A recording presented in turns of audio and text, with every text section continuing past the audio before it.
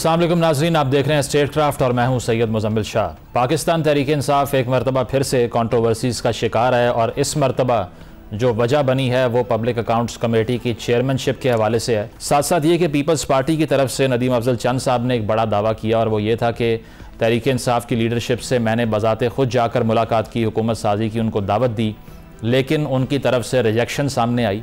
तो सवाल ये है कि क्या वजह बनी कि तहरीक इंसाफ ने मौलाना फजलुर रहमान साहब से या अचकज़ई साहब से बात करने को प्रेफरेंस दी लेकिन पीपल्स पार्टी से नहीं? क्योंकि मुखालिफत की बात की जाए तो माजी में मौलाना साहब के बारे में या अचकज़ई साहब के बारे में ख़ासे इंटेंस किस्म के बयानात दे चुके हैं तहरीक इंसाफ के तमाम लीडर्स, लेकिन अब आकर उस पर एक सॉफ्ट कॉर्नर दिखाई देता है। और दूसरा सवाल ये कि पीपल्स पार्टी की तरफ से पहली चॉइस मुस्लिम लीग नवाज़ नहीं बल्कि तहरीक इंसाफ क्यों बन गई? एक और कंट्रोवर्सी जो मीडिया की खबरों में रही वो जनरल रिटायर्ड बाजवा साहब के हवाले से थी। एक शादी की तकरीब में एक सीनियर सहाफ़ी से उन्होंने बात की, उन्होंने ये कहा कि मैंने कुरहा हाथ रख कर इस बात को रिफ्यूट किया है कि मैंने कोई रोल प्ले नहीं किया तहरीक इंसाफ की हुकूमत को गिराने में अमेरिका के साथ मिलकर। साथ साथ एक्सटेंशन को मांगने के लिए भी उनकी तरफ से रेफ्यूटेशन सामने आई सहाफ़ी की खबर के मुताबिक। और ये भी उन्होंने कहा कि नवाज़ शरीफ साहब का बैरून मुल्क जाना under the government of Tehreek Insaf, उसमें मेरा कोई किरदार नहीं था। तो सवाल यह है कि रिपीटेडली उनको क्लैरिफिकेशंस देने की ज़रूरत क्यों पेश आ रही है और क्या इससे कोई फ़र्क पड़ेगा या फिर दोबारा से मीडिया में एक शॉर्ट लिफ्ट सी डिबेट क्रिएट होगी और वो ख़त्म हो जाएगी? इसी हवाले से हम बात करते हैं। पीपल्स पार्टी के सीनियर रहनुमा कमर ज़मान कायरा साहब ने हमें ज्वाइन किया है। बहुत शुक्रिया कायरा साहब आपके वक्त का। आपसे पूछना ये चाहेंगे कि एक तरफ नदीम अफजल चंद साहब ने ये बात की कि हम खान साहब से मिलकर आए और इनफैक्ट खान साहब से तो नहीं बल्कि लीडरशिप जो थी पीटीआई की उनसे बात की कि हुकूमत साजी कर लेते हैं, लेकिन उनकी तरफ से इस पर अग्रीमेंट नहीं था। तो लोग ये सवाल कर रहे हैं कि लॉन्ग स्टैंडिंग पार्टनरशिप हो सकती थी PMLN से आपकी मिसाक जमहूरियत के बाद, लेकिन इस मौके पर पहली चॉइस PTI क्यों बनी पीपल्स पार्टी की? Why not PMLN? ये बात मेरे इल्म में नहीं है। इतना जरूर था कि हमने कम्युनिकेशन की लाइन क्या थी ये मेरे बाकी इल्म में नहीं है। नदीम साहब मिले हों तो यकीनन वो कह रहे हैं तो मिले होंगे, लेकिन फर्स्ट चॉइस जो है वो उस वक्त मुस्लिम लीग भी एक मखमसे में, हम भी एक मखमसे में थे और एक बड़ी जमात है। लॉजिकली बात यह है कि एक बड़ी जमात जिसकी अक्सरियत आई है उसके साथ अगर आप मिलकर हुकूमत साजी में जाते हैं तो शायद आपके लिए बेहतरी के स्टेबिलिटी के आसार होते हो अगर हुआ। लेकिन मैं क्योंकि इसके शाहिद नहीं हूँ, इतना मुझे अंदाजा है कि हमने उनको ऑफर जरूर की थी। ऑफर ये थी कि जी आप एक बड़ी जमात है, आपका हक बनता है आप हुकूमत बना लें। अब किसी से मिलकर बनानी थी उन्होंने, क्योंकि अकेले तो हुकूमत बन नहीं सकती थी किसी एक जमात की भी, तो दो जमातों में मिलना था। अब उनको ये दावत प्रॉपरली या फॉर्मली दी गई, ये इसके बारे में मेरे और कायरा साहब ये नून लीग की लीडरशिप की अगर हम बात करें, राना सनाउल्लाह साहब का बयान भी ऑन रिकॉर्ड है कि उन्होंने कहा कि अगर खान साहब बैठ के बात करें तो मैं यकीन दिलाता हूं कि बहुत से मसले ख़त्म हो जाएंगे जो वो भी फेस कर रहे हैं इस वक्त, वो चाहे जेल हो या सजाएं हों। तो आपको क्या लगता है कि नून लीग सियासी मैच्योरिटी का मुजाहरा कर रही है या प्रेशर इतना ज़्यादा एक्सर्ट हो रहा है तहरीक इंसाफ की तरफ से सोशल मीडिया पे या मोबलाइजेशन से कि वो मजबूर हैं एक कम्युनिकेशन लाइन खोलने की बात करने के लिए? हाँ, देखिए पाकिस्तानी सियासत इस वक्त जितनी उलझी हुई है, स्ट्रेट लाइन में तो इस मामला के सॉल्यूशन निकाले नहीं जा सकते। आप कई सारी चीजों को प्रपोजल के तौर पर देख रहे थे, लेकिन जनरली जब आप बहुत सारे उलझाओं में होते हैं तो आप पंच लाइन के तौर पे एक को बेस ढूंढते हैं कि कहां से आगाज किया जाए। तो वो आगाज ये है कि डेमोक्रेसी में बहरहाल डायलॉग ही एक रास्ता है जो आगे बढ़ने का रास्ता होता है। तो डायलॉग कंक्रीट होना चाहिए और कंस्ट्रक्टिव होना चाहिए। इसलिए अक्सर हम डायलॉग करके टाइम गेन कर जाते हैं। टाइम गेन करने से वो और ज्यादा चीजें और स्वीयर रंग में हमारे सामने आती हैं। ये मैं जब से देख रहा हूं कई अरसे से चीजें हम पेंड करने से मसाइल कुछ अरसे के लिए ओझल तो होते हैं, लेकिन फिर एक और ज्यादा इंटेंसिटी के साथ, ज्यादा शिद्दत के साथ सामने आते हैं। यही हमारा मसला है। अगर उन्होंने ये बात कही है राना साहब ने तो ये एक तजुर्बे की बात है, उन्होंने सीखा है। हमारी जमात ने भी, हमारी मोहतरमा शहीद कायद ने यही बात सीखी थी ना कि वो जद्दा चल के चली गई थी मियां साहब के पास, वो प्रपोजल लेके गई थी कि आए बैठ के हम चार्टर ऑफ डेमोक्रेसी करें, आगे बढ़ने के रास्ते पैदा करें, इनकलाब ना से ही एवोल्यूशनरी प्रोसेस ही शुरू करने की कोशिश करें। तो ये एक अच्छी सोच है, अगर उन्होंने ये बात कही है, यही वे फॉरवर्ड है। और मैं आपको तसल्ली से कहता हूं कि मेरी क़यादत ने, मेरी जमात ने, हमारे अंदर बहुत सी ये बहस रही, हमारे अंदर भी ये मुख्तलिफ ख्याल लोग होते हैं ना जो अपने अपने, लेकिन ये एक बड़ी मजबूत डिबेट रही जब हम गवर्नमेंट में थे पीडीएम की। उस वक्त भी हमने ये कोशिश की थी कि जब खान साहब का एस्टेब्लिशमेंट के साथ और गवर्नमेंट का सुप्रीम कोर्ट के साथ एक स्टैंड अप हो गया था, तो हमने उस वक्त भी कोशिश की थी कि ये जो तसादम की कैफियत बनती जा रही है और हर गुजरता दिन चीजों को नैरो डाउन कर रहा है और डेडलॉक बढ़ रहा है, और अगर डेडलॉक हो गया तो फिर कॉन्स्टिट्यूशनल मीन्स से डेडलॉक नहीं टूटा करते। तो उससे पहले तो हमने खान साहब को उस पर डायलॉग पे कोशिश की, लेकिन वो नहीं माने, फिर सुप्रीम कोर्ट उसमें आ गई, वो एक लंबी बात है, लेकिन उसमें भी एक मामला थोड़ा सा खुला। इस इलेक्शन के बाद भी हमने कोशिश की, पार्लियामान के अंदर भी कोशिश की गई, और अब भी हम ये समझते हैं कि अल्टीमेटली देखिए ना, इस वक्त मुल्क का बेसिक मसला क्या है, बाकी तो दसियों हैं, कौन क्या कर रहा है, सियासतदानों की क्या कमजोरियां, एस्टेब्लिशमेंट की क्या, लेकिन एक बुनियादी कजिया है कि अगर मुल्क को चलाने का फैसला सियासी क़यादत ने करना है तो फिर हमें सिविल सुप्रीमेसी की बात करनी है।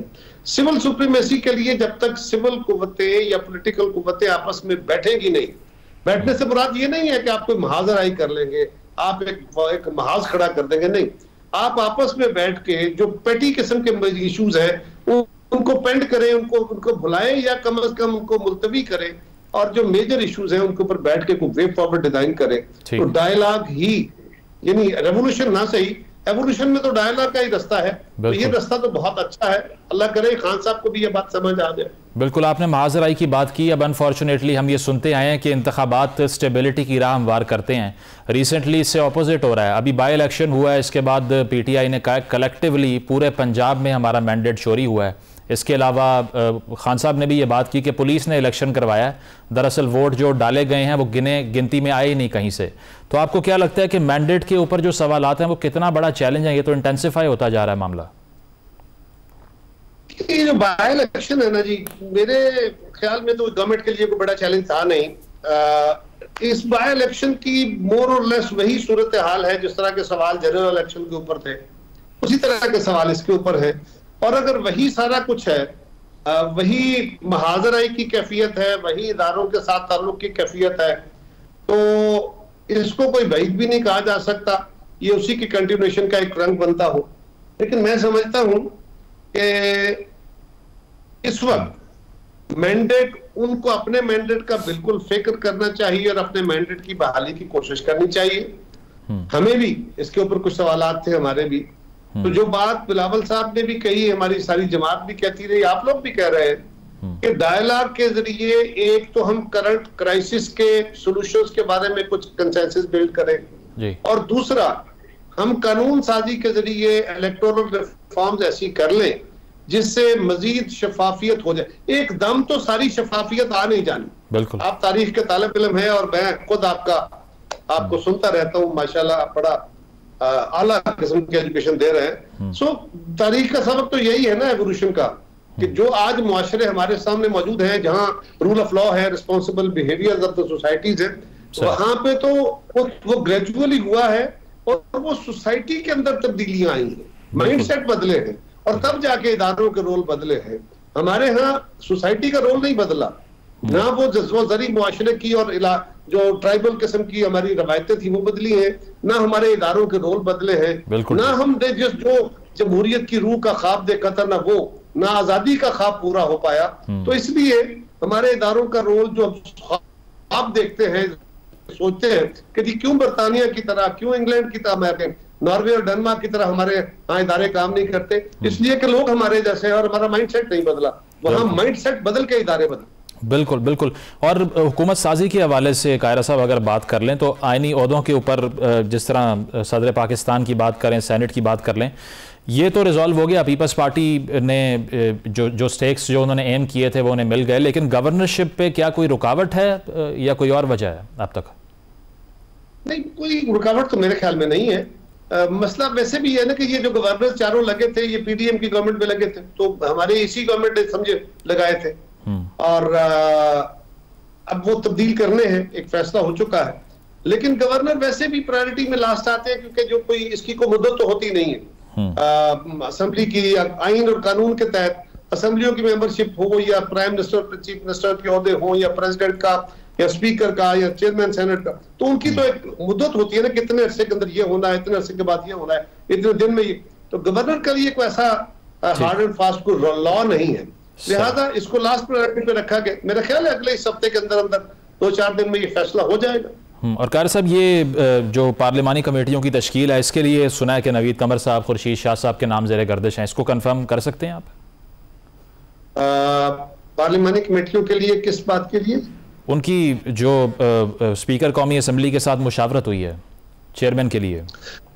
अच्छा, मैं क्योंकि पार्लिमानी पार्टी में तो इस वक्त हूँ नहीं, लेकिन ये मैं आपको कह सकता हूँ बिल्कुल बगैर किसी से पूछे कि पीपल्स पार्टी का जो पार्लिमानी हमारा आम है, वहां पे ये दो हमारे सीनियर 3 लोग हैं, शाह साहब और नवीद कमर साहब, साथ साथ 8-8 दफा की वो उनका एक्सपीरियंसेस है। तो वो जब भी कोई ऐसा मसला होता है तो यकीनन कौमी असम्बली हो या दीगर इशू, कौमी असम्बली के अंदर भी तो कमेटियां बनाने के लिए भी और अदरवाइज भी लीगल इश्यूज के ऊपर या बाकी इश्यूज के ऊपर जो मशावरती अमल होता है, उसमें या तो ये 2 लोग होते हैं या ये 2 उसके अंदर शामिल जरूर होते हैं। वैसे आइडियली आप क्या समझते हैं कि ऑपोजिशन का राइट नहीं है चेयरमैन पीएससी? आपने चेयरमैन पीएससी के लिए फरमाया? जी जी। अच्छा, चेयरमैन पीएससी का ना जी, ये एक दौर में, हमारे दौर में ये हुआ, एक दौर में ये हमने शुरू किया था इस तसव्वुर के साथ कि यार इससे अकाउंटेबिलिटी का प्रोसेस और बेहतर होना चाहिए, पार्लियामेंट्री अकाउंटेबिलिटी का। लेकिन अगर आप गौर करें तो पिछले 20-25 साल के अंदर ये बात तो दुरुस्त है कि जमहूरी तसलसल हुआ है, यानी असेंबलियों ने 5-5 साल पूरे किए हैं, बिल्कुल। लेकिन ओवरऑल अगर हम परफॉर्मेंस को देखते हैं तो शायद उस तरह का डिबेट या उस तरह की क्वालिटी ऑफ लेजिस्लेशन जो है वो नहीं हो रही जो इससे शायद पहले हो रही थी। इसका मतलब ये नहीं है कि ये काम ठीक नहीं, ये भी ठीक है।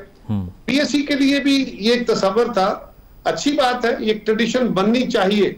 इसका थोड़ा सा आगाज हुआ, फिर रुक गई। फिर ये भी होता है जी कि हुकूमतें देखती हैं, जमातें देखती हैं कि हमारे साथ रवैया क्या रखा गया, उनकी हुकूमती तो उन्होंने क्या किया। ये टिट फॉर टैट वाली जो सूरत हाल है ये भी थोड़ी बहुत चलती है, और जिस तरह पहले ही ऑलरेडी बड़ा हीटेड था और तल्ख माहौल हो, तो उसमें हुकूमतें ये भी एक सोचती हैं कि यार ये ट्रेडिशन तो अच्छी है, लेकिन ये भी देखना है कि क्या इससे डेडलॉक तो आने शुरू हो जाएंगे। पहले ही गवर्नेंस के बेशुमार प्रॉब्लम्स हैं और हमारी ब्यूरोक्रेसी जो है वो फैसला साजी में बड़ी रुकावट महसूस करती है, वो हिचकिचाती भी है। काम चोरी अपनी जगह है और ऑब्जेक्टिव्स भी होंगे, लेकिन वो तो नैब और एफआईए के हाथों जो इकतसाबी अमल है उससे ही बड़े परेशान होते हैं। और ये बात दुरुस्त है कि हमारे यहाँ डिलेड डिसीजन मेकिंग हो गई, शुरू हो गई। यानी जो मामला सेक्शन अफसर पे तय हो जाना चाहिए था वो सेक्रेटरी लेवल पे जाता है, और जो डिप्टी सेक्रेटरी लेवल पे तय होना चाहिए वो कैबिनेट की मीटिंगों में जाता है। इससे बहुत डिलेड डिसीजन मेकिंग होती है। तो ये भी एक ऐसा ही अमल हो सकता है, मुझे इल्म नहीं है। अच्छा तो यही है, लेकिन अगर मजबूरियां हो तो फिर दूसरी तरफ भी दोनों ट्रेडिशन हमारे यहाँ मौजूद। कायरा साहब, आखिरी सवाल शायद आपके लिए रेलेवेंट हो, लेकिन चूंकि अब मीडिया पे चल ही रहा है, बाजवा साहब ने दोबारा से मैसेज भिजवा दिया एक सीनियर सहाफ़ी के तहत, और वो ये कह रहे हैं कि उन्होंने कुरान पे हाथ रखा, ये कहा कि नवाज शरीफ साहब के बाहर जाने में मेरा कोई किरदार नहीं था, फिर खान साहब के खिलाफ अमेरिका से मिलकर साजिश मैंने नहीं की और एक्सटेंशन भी नहीं मांगी। कोई कमेंट करेंगे इस पे? आपके ऑथेंटिसिटी है इन तमाम आर्ग्यूमेंट्स में जो वो कर रहे हैं, और कर क्यों रहे हैं? वैसे मुझे ऑनेस्टली नहीं पता कि उन्होंने किस साफी के सामने ये बात कही है। मुजीबुर रहमान शामी साहब की बात हो रही है। अच्छा, कुरान हमारे लिए बड़ा मुकद्दस किताब है जी हमारी, लेकिन हमारे यहाँ एक अनफॉर्चुनेट ये रवैया है कि हम बात बात पे कुरान उठाते हैं, कस्में उठाते हैं। मैं जनरल बाजवा के बारे में कुछ ज्यादा नहीं जानता, लेकिन उनके ऊपर जो सवाल उठे हैं वो हलफ दे के हल तो नहीं होंगे। उनको चाहिए कि वो अपनी बेगुनाही का सबूत देने के लिए अगर उनको किसी फोरम पे बुलाया जाता है तो दे, वरना खाली ये हलफ देने से तो काम नहीं चलना चाहिए। ठीक है, बहुत बहुत शुक्रिया। कमर जमान कायरा साहब हमारे साथ मौजूद थे। उनका कहना यही था कि जो हल्फनामे के हवाले से बात की जाती है, जो किसी भी इदारे की तरफ से दिया जाए, किसी शख्स की तरफ से दिया जाए, अनफॉर्चुनेटली ये मसाइल को हल नहीं करता, और जो रेलिवेंट प्लेटफॉर्म्स हैं वहाँ बुलाकर अगर सबूत के साथ चीज़ों को रिफ्यूट किया जाए तभी उसकी कोई वैल्यू क्रिएट हो सकती है। एक ब्रेक शामिल करते हैं, ब्रेक के बाद वापस आएंगे। Stay with us. Welcome back नाजरीन। ब्रेक से पहले जो जनरल रिटायर्ड बाजवा साहब के बयानात का जिक्र हो रहा था, उस पर अब बहस यही है कि आया उसका रेलिवेंट फोरम कौन सा होना चाहिए, और दूसरी चीज़ ये कि उनके जो क्लेम्स हैं उनमें कितनी सदाकत है। साथ साथ पाकिस्तान तहरीक इंसाफ की तरफ से जो चेयरमैन PAC के हवाले से कंट्रोवर्सी सामने आ रही है, इसकी वजूहात क्या हैं और क्या PTI इंटरनल डिवाइड का शिकार है या फिर सिर्फ ये मीडिया की कंजम्पशन के लिए ये बयानात हैं जो हमें देखने को मिलते हैं?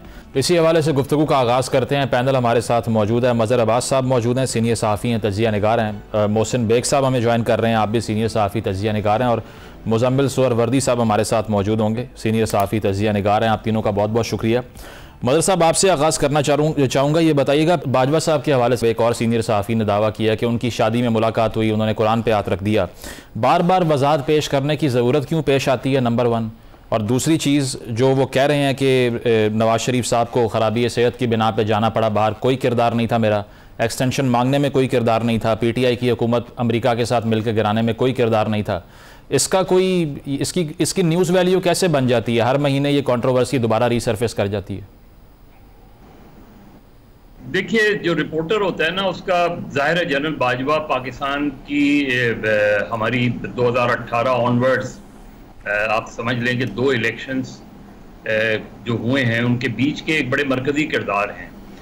पाकिस्तान की पॉलिटिकल हिस्ट्री अनफॉर्चुनेटली जो है इन चीज़ों से भरी पड़ी है कि हमारे जो इस्टेब्लिशमेंट के मरकज़ी किरदार हैं वो हमारी सियासत के भी मरकज़ी किरदार बन जाते हैं। और इसमें आप एक पार्टी उठा लें, दूसरी पार्टी उठा लें, एक लीडर उठा लें, दूसरा लीडर उठा लें, कोई एक ऐसा लीडर नहीं मिलेगा जो कहेगा कि नहीं मैं इसका कभी हिस्सा नहीं रहा। वो उसका हिस्सा रहते भी हैं। बदकिस्मती से हम जब अपोजिशन में होते हैं तो हमारी सोच बिल्कुल मुख्तलिफ होती है, जब हम हुकूमत में आ जाते हैं तो हमारी सोच बिल्कुल मुख्तलिफ हो जाती है। और जनरल बाजवा क्यों बार बार जनरल बाजवा जब भी कोई बात करेंगे तो वो खबर बनेगी, इसलिए कि उसकी न्यूज़ वैल्यू है। जस्टिस साकिब निसार जब भी बात करेंगे उसकी न्यूज़ वैल्यू होगी, क्योंकि वो उसका एक किरदार रहे हैं। उसकी खबरियत क्या है, ये बहुत अहम बात है। अब जनरल बाजवा को क्यों बार बार वजाहतें करनी पड़ रही हैं? कह दें बहुत सिंपल, कल भी अगर किसी ने आपसे बात की थी, आप क्यों जनरल बाजवा जब एज एन आर्मी चीफ क्यों बुला के जो है ऑफ द रिकॉर्ड जो है जर्नलिस्टों से गुफ्तगू करते थे, क्यों करते थे? क्यों वो अपना एक बयानिया फ्लोट कर रहे थे? और इससे पहले भी सिर्फ जनरल बाजवा ही नहीं, हम उठा लें, इससे पहले जनरल हमीद गुल से लेके आप आज तक के जितने भी हमारे इंटेलिजेंस चीफ हैं, आप उनके उसको उठा के देख लें। आप उनकी पिछले जो हमारे इंटेलिजेंस ऑफिसर्स हैं उनकी किताबें उठा के पढ़ लें कि पाकिस्तान की पॉलिटिक्स में कितना डीप रूटेड इन्वॉल्व रहे। हमने तो इस वक्त क्योंकि पिछले पहले हमारी पॉलिटिक्स PMLN के गिर्द घूमती थी, फिर PTI के गिर्द घूमती है, उससे पहले पीपल्स पार्टी के गिर्द घूमती थी। हम कभी भी एक सही पर्सपेक्टिव में चीज़ों को एनालाइज करते ही नहीं हैं। आज कल मेरे साथ जो कुछ हुआ उसको मैं बेहतर बनाने की कोशिश नहीं करता, बल्कि बदला लेता हूँ। हमारे यहाँ पाकिस्तान की सियासत में बदले का रुझान बहुत ज़्यादा है। हम चीज़ों को, हम आज अगर हुकूमत में हैं तो हम कल का नहीं सोचते कि कल जब हम अपोजिशन में होंगे तो यही कवानीन जिसके तहत मैं आज अपने मुखालफिन को देर करने की कोशिश कर रहा हूँ, कल ये मुझ पे लागू होंगे। सही। यही आप जब इमरान खान वजीर आज़म थे तो उन्होंने चीज़ों को बेहतर बनाने की कोशिश नहीं की। उससे पहले जब मुस्लिम लीग नून और पीपल्स पार्टी का वो था, उन्होंने चीज़ों को बेहतर बनाने की कोशिश नहीं की। तो जनरल बाजवा ये जब इस तरह स्ट्रेस कर रहे हैं तो उससे बेहतर है कि वो या तो पब्लिकली खुद आके बात करें, सही कहें पब्लिकली, या ये कहें कि भाई मुझे किसी फोरम पे बुला लें, मैं पार्लियामेंट में पार्लियामेंट्री कमेटी के सामने आके बयान देने को तैयार हूँ। अच्छा, उसका फिर काउंटर भी होगा ना। ठीक है। उसका काउंटर भी नैरेटिव आएगा कि वाकई आप सच बोल रहे हैं या नहीं बोल रहे, वाकई आपका रोल है या नहीं रोल है, ये चीजें। ठीक है। तो और सिर्फ आपका मसला नहीं है, आप जब आर्मी चीफ थे तो आपके अंडर जाहिर है आप पूरी फौज के कमांडर थे। सही। अगर कोई उस वक्त जनरल फैज का क्या रोल था और अगर जनरल फैज का पॉलिटिक्स में इन्वॉल्वमेंट था किसी तरीके का, तो उसकी जिम्मेदारी भी जनरल बाजवा पे आती। अच्छा, सही। इसलिए कि आप आफ्टर ऑल आप आर्मी चीफ थे। अगर आपका कोई सबऑर्डिनेट कोई पॉलिटिकल इस तरह की मैनूवरिंग कर रहा है, उनकी कमांड में था, सही, उस पर निगाह रखना भी आपका काम था। तो ये इन सवालात के बहुत आसान जवाब नहीं है, जवाबात नहीं है। ठीक है मुजम्मिल साहब, आप क्या समझते हैं ये जी? ठीक है मतलब साहब, पॉइंट आ गया आपका।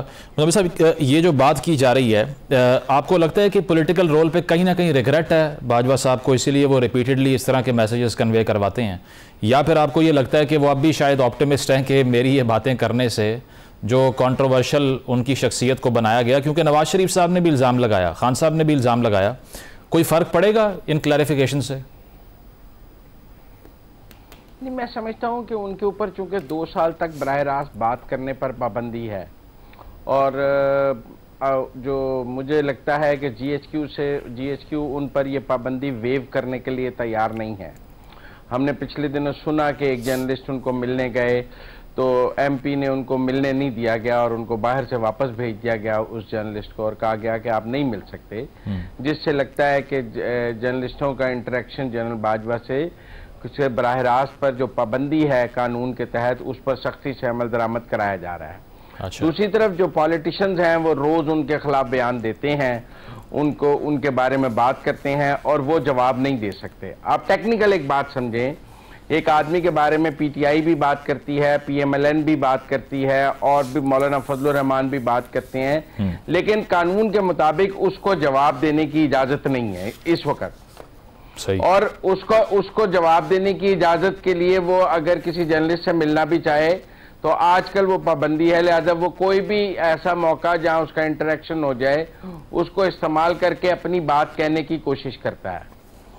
मेरे ख्याल में उन पर ये जो 2 साल की पाबंदी है करंट सर्कमस्टांसेस में वो खत्म कर देनी चाहिए और उनको पॉलिटिकल डायलॉग का हिस्सा बनने देना चाहिए। वो अगर पॉलिटिशियंस की बात का जवाब देना चाहते हैं, अपनी साइड ऑफ द स्टोरी सुनाना चाहते हैं पब्लिक को, तो उनको सुनाने दी जाए और लेट द पीपल जज के वो झूठ बोल रहे हैं या पॉलिटिशियन झूठ बोल रहे हैं, फैक्ट्स वो ठीक बयान कर रहे हैं। मुजम्मिल साहब, लेकिन इसका फॉरम मीडिया तो नहीं होना चाहिए ना? मीडिया में आकर अगर वो सब ये कहेंगे भी तो उसकी लीगल वैल्यू तो कुछ नहीं है।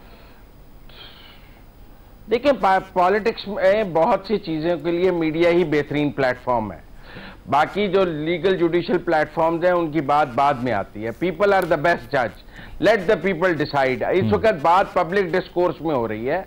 यहाँ तो आप कहें कि उनके बारे में मीडिया में दूसरे लोगों को भी बयान देने की पाबंदी होनी चाहिए, क्योंकि वो एक आदमी जवाब नहीं दे सकता तो आप उसके बारे में रोज बात करते हैं और उसको जवाब देने पर पाबंदी है, वो नहीं बात कर सकता। तो मैं तो इस एंगल से देखता हूं कि यहाँ तो जीएचक्यू उन पर से ये पाबंदी खत्म कर दे और उनको फ्री फॉर ऑल कर दे कि वो जाने और पॉलिटिशियन जाने, वो अपने साइड की हिस्ट्री या अपने साइड का वर्जन बयान कर लें और पॉलिटिशियंस अपने साइड का वर्जन बयान कर लें। मतलब उनके लिए फ्री स्पीच का आप मुतालबा कर रहे हैं। मैं समझता हूं, नहीं, मैं समझता हूं जनरल बाजवा पाकिस्तान की सियासत के एक पॉलिटिकल प्लेयर रहे हैं और एक पॉलिटिकल प्लेयर के तौर पे उन्हें एक पॉलिटिशियन के तौर पे जवाब देने का हक होना चाहिए। अच्छा। क्योंकि वो सियासी काम करते रहे हैं और वो सियासी बातों की ही वजाहत देते हैं। ठीक है। उन्होंने कभी ये कहा है कि मैंने भारत के साथ जो स्ट्रेटेजिक डिफेंस पर आपसे बात करनी है, मैंने पाकिस्तान के मिसाइल प्रोग्राम पे बात करनी है, भाई वो सियासी बातों की वजाहत देते हैं, नवाज शरीफ के जाने की वजाहत देते हैं, इमरान खान की हुकूमत के जाने की वजाहत देते हैं, एनआरओ की वजाहत देते हैं। वो पॉलिटिकल मामलात की वजाहत देना चाहते हैं जो पॉलिटिकल डिस्कोर्स में। ठीक है, तो पॉलिटिकल डिस्कोर्स में इसलिए उनका पॉइंट आना चाहिए। ये पाबंदी ठीक है। बेग साहब, आप क्या समझते हैं? हमें ठीक है, मैं मुजम्मिल साहब आता हूं आपकी तरफ। बेग साहब, ये एक तो ये बात कि उनको बात करने देनी चाहिए, दूसरी चीज़ ये कि जो वो क्लेम कर रहे हैं और अंडर ओथ वो क्लेम कर रहे हैं कि मैंने नवाज शरीफ साहब को बाहर भिजवाने में कोई रोल प्ले नहीं किया, अमेरिका के साथ मिलकर मैंने कोई कंस्पिरेसी नहीं की पीटीआई की गवर्नमेंट के अगेंस्ट और एक्सटेंशन भी नहीं मांगी। आप तो खासे बाखबर रहे हैं जो लास्ट गवर्नमेंट के अंदर चीज़ें होती रही हैं, आप कंफर्म करते हैं इन चीज़ों को?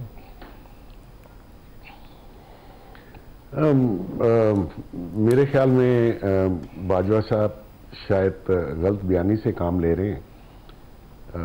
बिल्कुल वो जो कह रहे हैं कि इन चीज़ों में मेरा हाथ नहीं था, ये सारी चीज़ें उनकी अप्रूवल के बगैर नहीं हुई। मैं बिल्कुल उसका आई विटनेस हूँ, मुझे पता है सारी चीज़ों का। देखिए, यूनिफॉर्म के पहन के फिर आप अगर थोड़ी सी सियासत में मनूवरिंग करते हैं, थोड़ी नहीं ज़्यादा, लेकिन जब आप यूनिफॉर्म उतर जाती है, ये बात मैं इस बैकग्राउंड में कह रहा हूँ, मुशर्रफ साहब जब थे तो वो यूनिफॉर्म में जितने फाल पॉलिटिक्स और सदर भी थे और आर्मी चीफ भी थे, एज मिनट यूनिफॉर्म गई, he could not survive 4 months। तो पॉलिटिक्स करना यूनिफॉर्म में बहुत इजी है, but as minute you come outside without uniform और फिर आप फेस करें इन पॉलिटिशियंस को, तो ये आपको भागने का रास्ता नहीं देंगे। ये पॉलिटिक्स बहुत डिफरेंट है पाकिस्तान में। तो ये कहना कि जी मैं वो अंडर ओथ कहता हूँ, मैं समझ रहा हूँ कि शायद वो गलत बयानी से काम ले रहे हैं। अगर आपने इलेक्शन लड़ना है यूनिफॉर्म के बगैर, आइए लड़िए।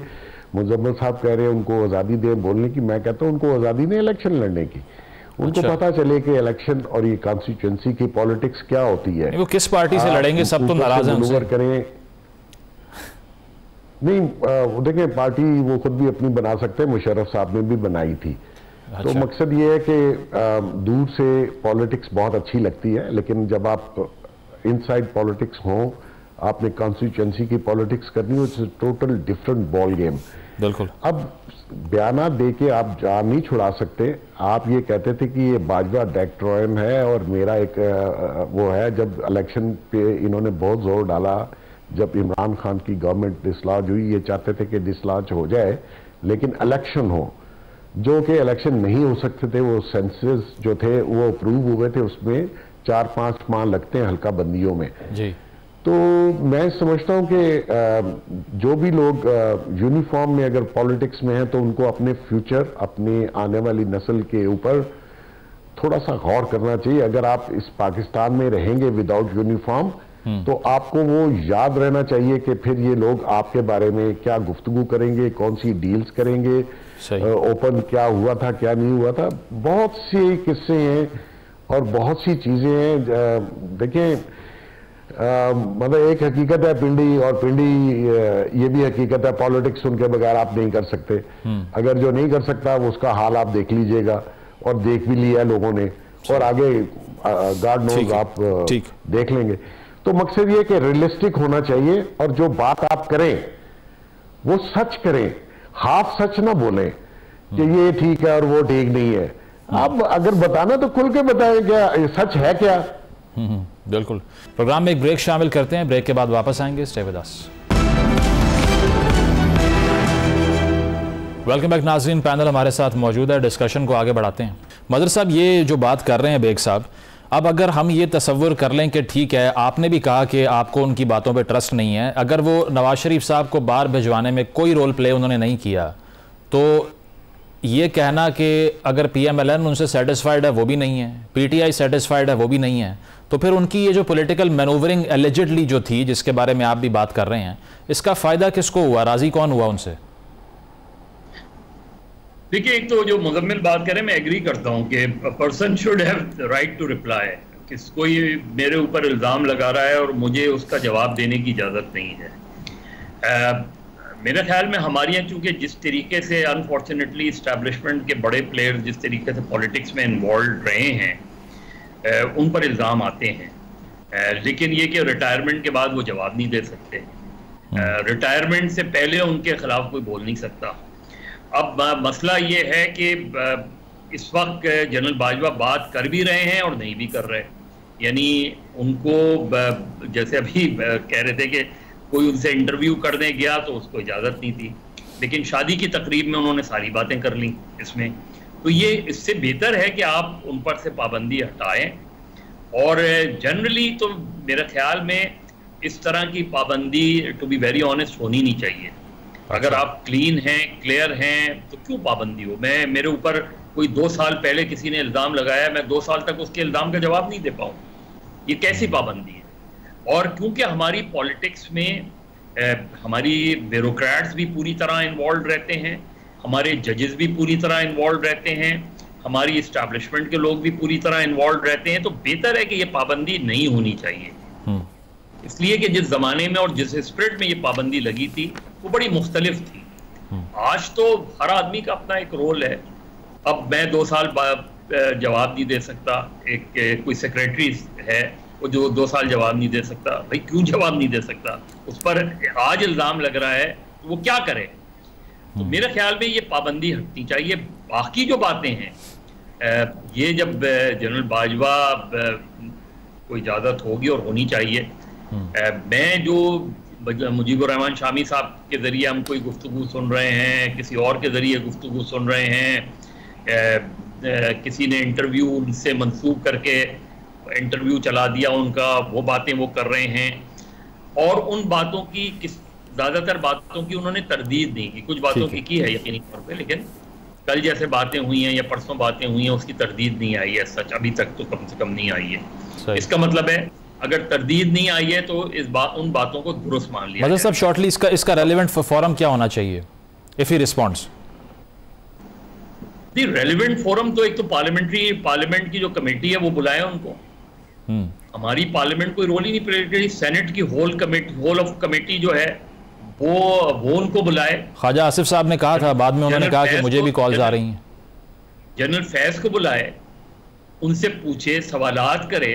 जाहिर है हर पार्लियामेंट में अगर आप बुलाएंगे तो एक डिसेंसी होती है, उसकी एक डेकोरम होता है, उसको उसके दायरे में बात की जाए। सही। खुद पार्लियामेंट की कमेटी फैसला करे, और अगर वो नतीजे में पहुंचते हैं कि उन्होंने एक पॉलिटिकल रोल प्ले किया है।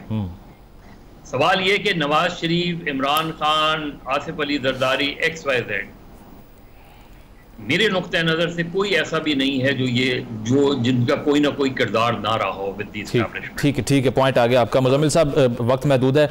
अब PTI के अंदर भी एक इशू चल रहा है। मरवत साहब ने यह कहा कि किसी ने खान साहब को कहा है कि पब्लिक अकाउंट्स कमेटी में मुझे ना लेकर आएँ, और बाद में जो गौर साहब हैं उन्होंने ये कहा कि मैं उन्हें मना करूंगा, ऐसे बयान ना दें। ये PTI के अंदर जो एक चपकलिश दिखाई दे रही है, ये डेलिबरेट है या वाकई इतनी डिवाइड हो चुकी है कि पूछे बगैर कभी सऊदी अरब के ख़िलाफ़, कभी किसी मुल्क के ख़िलाफ़ या अमेरिका को अड्डे देने के बारे में बयान दे देते हैं, बाद में डिस्टेंस कर लेते हैं अपने आप को उससे? देखिए, तो PTI में इस वक्त जो है अंदर लड़ाई के बारे में तो हम में से कोई इनकार नहीं कर सकता कि उनके अंदर लड़ाई मौजूद है। असद कैसर गंडापुर की लड़ाई है, बैरिस्टर गौहर शेर अफजल मरवत की लड़ाई है, उमर अयूब की और उसकी लड़ाई है। तो सबकी आपस में लड़ाई की कोई ऐसी ये कोई सीक्रेट नहीं है जिसके बारे में मैं बयान करूं कि जी लड़ाई नहीं है, कहना गलत है। शेर अफजल मरवत को नहीं बनने देना चाहते। अब हामिद खान साहब का नाम सामने आ रहा है। अभी थोड़ी देर पहले लतीफ़ खोसा साहब ने कहा है कि हामिद खान साहब का नाम आ गया है। एक और अच्छी डेवलपमेंट है कि नहीं, हामिद खान का भी आ गया। अच्छा, ठीक है ना? सही। तो हामिद रजा साहब के नाम भी फ्लोट कर रहा है। अब एक और बात है कि कल 4 बजे हुकूमत और अपोजिशन इकट्ठे बैठेंगे और ये मामला तय करेंगे, बात करेंगे। तो ये भी अच्छी बात है कि बिलाकर PTI और गवर्नमेंट आपस में बैठकर ये बातचीत और मुज़ाकरात से ये मामला हल करेंगे। बातचीत से होना चाहिए। मैं आखिर में मदर साहब की एक बात को रिस्पॉन्ड करना चाहता हूँ। ठीक, मदर साहब, ताली 2 हाथों से बजती है। हम बाजवा साहब को गलत कह रहे हैं, झूठा कह रहे हैं, बिल्कुल ठीक है। उन्होंने सियासत में ना आने का हलफ लिया हुआ था, मुझे इससे भी कोई इख्तलाफ नहीं है। उन्होंने लिया हुआ था, वो सियासत में आए, उन्होंने हलफ की खिलाफ वर्जी की। लेकिन सियासतदानों ने भी तो उनसे सियासी काम लिए हैं ना। अगर बाजवा की माफ़ी नहीं है तो उन सियासतदानों की कैसे माफ़ी है जिन्होंने बाजवा से सियासी काम लिए हैं? तो दोनों साइड की स्टोरी सामने आने दें मीडिया में। कोई पार्लियामेंट्री कमेटी की जरूरत नहीं। लेट बाजवा साहब एक्सप्लेन के कौन सा सियासतदान उनसे किस वक्त क्या फेवर लेने आया और उसने उसकी क्या फेवर की। फिर उसके बाद हम उस पॉलिटिशियन के बारे में भी बात कर लेंगे, क्योंकि कहीं ना कहीं उसने भी तो अपने हलफ की खिलाफ वर्जी की है फौज से सियासी मदद लेकर, फौज के सरबराह से सियासी मदद लेकर। ये तो आने दें जी। मैं तो यही बात कह रहा हूं कि पॉलिटिशियन, देखिए असगर खान केस इसकी सबसे बड़ी मिसाल है। उसमें उसके फैसले पर अमल कर लें। जिन पॉलिटिशियंस ने पैसे लिए हैं उनको नाअहल करार दे दिया जाए, और जिन्होंने पैसे दिए उनको सजा दे दी जाए। बहुत ओपन केस है वो। सही। जिन्होंने पैसे लिए हैं। चले आज एक मिनट, आज शहबाज गिल साहब का वीलॉग है कि इमरान खान ने बाजवा साहब और DG ISI जनरल फैज को कैबिनेट की मीटिंग में बुलाया और कहा कि एस्टेब्लिशमेंट हमारी हुकूमत गिरा रही है, हम इस पर आपसे बात करना चाहते हैं। क्या वो मीटिंग भी आइन के तहत हो सकती थी? भले इस पर भी बात होना चाहिए। प्राइम मिनिस्टर, आर्मी चीफ और DGI को बुला के पॉलिटिक्स को डिस्कस कर सकता है। कह रहा हूँ, ठीक है ठीक है ठीक है, मैं तो आपसे बात ही यही कर रहा हूँ कि भाई आप पार्लियामेंट्री कमेटी देखिए और क्या फोरम हो सकता है, कोई एक फोरम बता दें, वरना तो मीडिया कह रहे हैं मीडिया में डिबेट हो जाए। मुजम्मिल साहब कह रहे हैं मीडिया में डिस्कोर्स क्रिएट हो। बनाते हैं, कोई पार्लियामेंट्री कमेटी की जरूरत नहीं है। ठीक उसको अपनी बात करने दें, उसको अपनी बात करने दें, रिस्पॉन्ड करने दें। चलें, पॉइंट आ गया मुजम्मिल साहब आपका। अरे मुजम्मिल कैसी बात कर रहे हो भाई, दो अपनी जगह बातेंगे, उसका नतीजा क्या निकलेगा? सही सही, कहीं कोई एक नतीजा खेल, दोनों की बात में हमारे सामने होगी।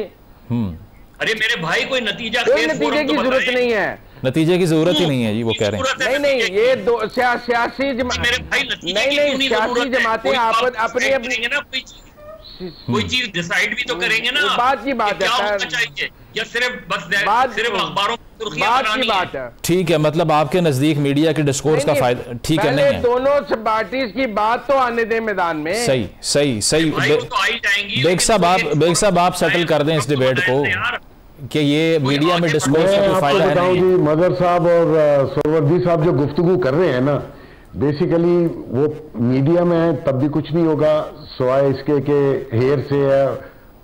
बाजवा साहब ने क्या कहा, दूसरे ने क्या कहा, इवन कमेटी जो है पार्लियामान की, वो भी मदर साहब को पता होना चाहिए, उसका भी रिजल्ट इसलिए नहीं निकलेगा कि इस हमाम में सब नंगे हैं, सब में इतना हिस्ट्री में इन्वॉल्व रहे हैं। फोरम तो हमें सजेस्ट करना चाहिए ना, चले ये छोड़ दें आप, कोई एक फोरम तो हमारे वो कह रहे हैं फोरम तो मेरे और आपके सजेस्ट करने से कुछ भी नहीं होगा।